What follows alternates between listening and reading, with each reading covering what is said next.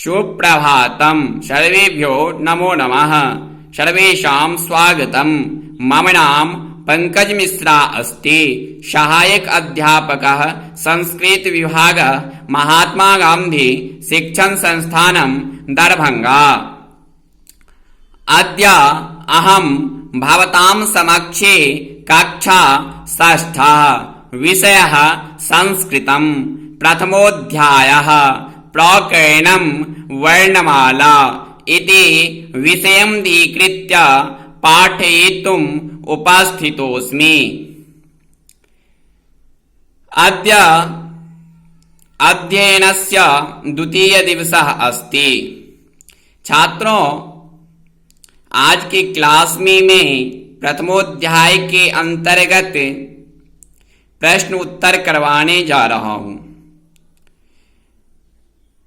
तो इससे पहले मैं प्रश्न संख्या 2 तक करवा दिए थे और आज मैं प्रश्न संख्या 3 से प्रारंभ करने जा रहा हूं। तो 3 में आप लोग देख रहे हैं कि लिखा हुआ है चित्राणि दृष्ट्वा तेषां प्रथम वर्णम लिखत। कहने का अर्थ है चित्रों को देखकर उनका पहला वर्ण अर्थात अक्षर लिखिए। तो आप लोग ने देख रहे हैं जो एक जगह घोड़ा है, एक जगह हाथी है, एक जगह सांप है, एक जगह मछली है इत्यादि है। तो कहता है कि लास्ट वाला तो वर्ण इसमें ऑलरेडी दिया ही हुआ है और पहले का वर्ण देने के लिए बता रहा है। तो अब हम इसको फिलअप करके आप लोग को समझा देते हैं। जैसे घोड़ा का स्व दिया हुआ है तो हम आगे और डालेंगे तो अश्व हो जाएगा। जैसे हाथी का जह दिया हुआ है तो आगे गौ डालेंगे तो गजह हो जाएगा। वैसे कुलह दिया हुआ है तो इसमें हम नौ डाल देंगे तो नकुलह हो जाएगा। फिर वैसे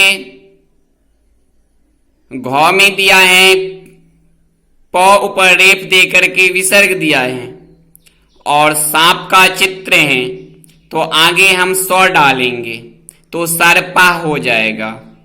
उसी तरह उसके बाद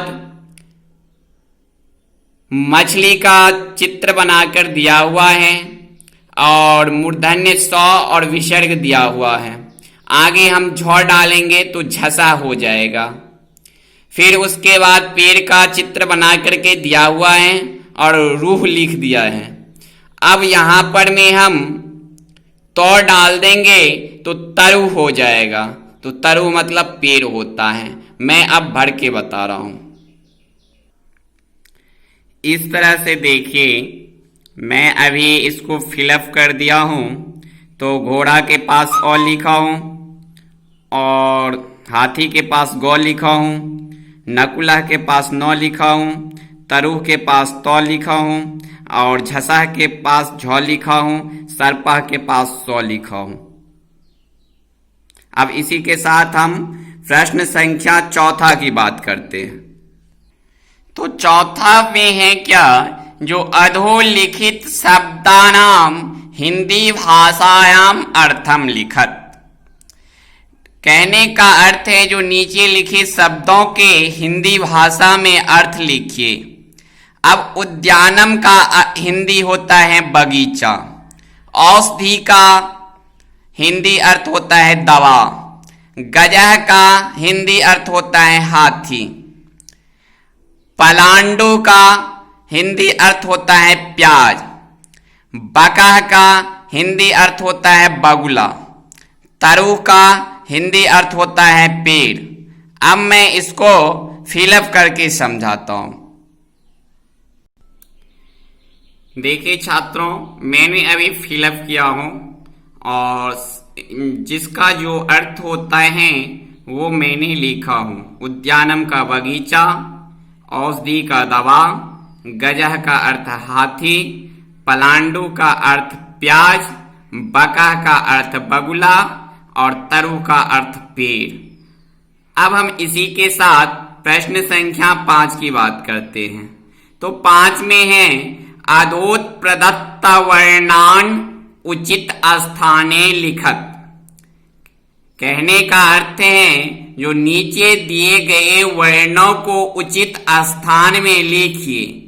अब एक जगह सारा वर्ण को एकत्रित किया गया है, जैसे अ, क, च, त, उ, प, ह, री, स, ए, र, ल, य, ओ, न, ध, औ, ख।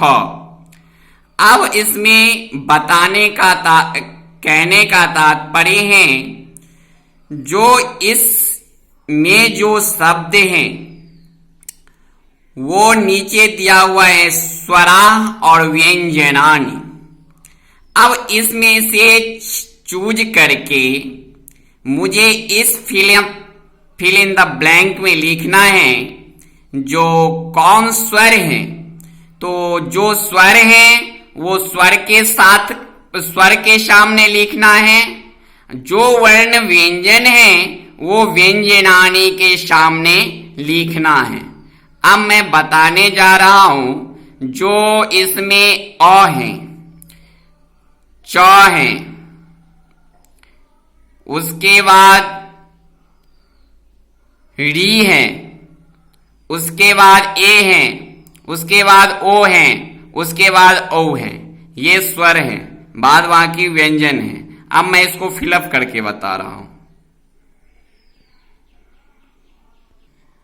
अब देखिए छात्रों, मैंने अभी इसमें से जो स्वर था वो स्वर के सामने लिखा हूं और जो व्यंजन है वो व्यंजन के पास लिखा हूं।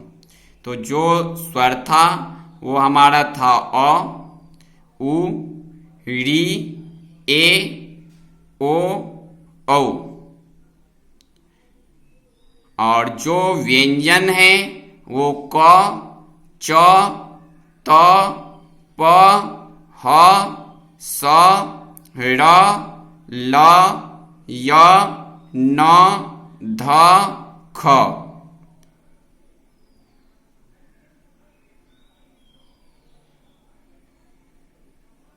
अब इसी के साथ आज का क्लास में यही समापन करता हूँ। नेक्स्ट क्लास में आगे पढ़ाएंगे।